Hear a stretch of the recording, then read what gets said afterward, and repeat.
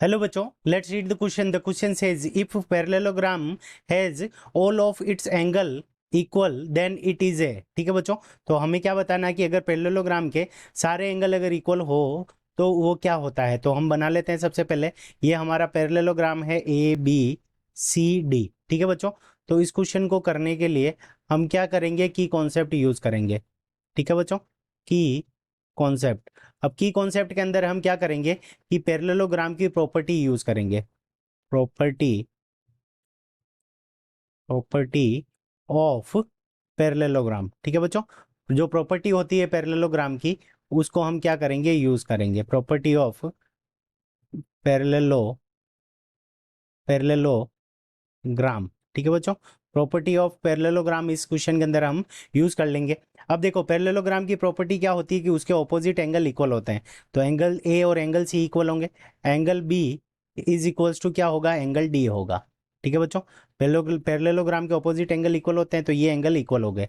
अब देखो, जो ये हमारे एंगल होते हैं दो पैरेलल साइड्स के बीच में, ये साइड और ये साइड पैरेलल है, तो पैरेलल साइड्स के बीच के जो एंगल होते हैं वो क्या होते हैं हमारे, उनका सम कितना होता है, वो 180 डिग्री होता है। तो angle A plus angle D is equals to हमारा कितना है, 180 डिग्री।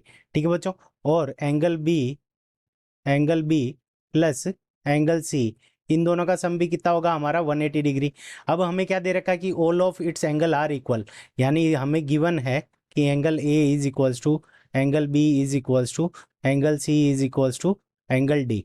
ठीक है बच्चों, तो इसका मतलब ए बी सी डी कहीं पे भी हम क्या रख सकते हैं, वैल्यू क्या रख सकते हैं, बी सी डी की जगह ए रख सकते हैं। तो दोनों इक्वेशन को जोड़ देते हैं, तो यहाँ पे हमारे पास में एंगल ए, एंगल डी की जगह मैं क्या लिख रहा हूँ, एंगल ए, एंगल बी की जगह मैं क्या लिख सकता हूँ, एंगल ए, और एंगल सी की जगह मैं क्या लिख सकता हूँ, एंगल ए लिख सकता हूँ, क्योंकि ये सारी आपस में क्या है, बराबर है। ठीक है बच्चों, तो इन सबका सम कितना होगा, 180 प्लस 180 तो 360 हो जाएगा दोनों का सम। तो यहाँ पे आ जाएगा इज इक्वल्स टू 360।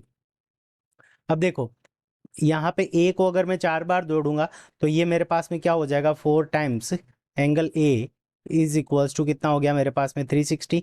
तो यहाँ से एंगल ए की वैल्यू कितनी आ जाएगी, वो आ गई 90 डिग्री। और एंगल बी की भी वैल्यू क्या है, एंगल ए के बराबर है, वो भी 90 डिग्री। एंगल सी की वैल्यू भी 90 डिग्री, और एंगल डी की वैल्यू भी क्या होगी, 90 डिग्री। तो चारों ही एंगल बराबर है, तो चारों ही एंगल 90 डिग्री के बराबर है। तो चारों ही एंगल जब 90 डिग्री के बराबर हो तो उस कंडीशन में जो पैरेललोग्राम होता है वो क्या होता है, रेक्टेंगल होता है। ठीक है बच्चों, तो वो क्या होता है, रेक्टेंगल। तो हमारा जो करेक्ट आंसर हो जाएगा इस क्वेश्चन का वो क्या हो जाएगा, rectangle. So rectangle is our correct answer. I hope you understood it well. Best of luck, thank you.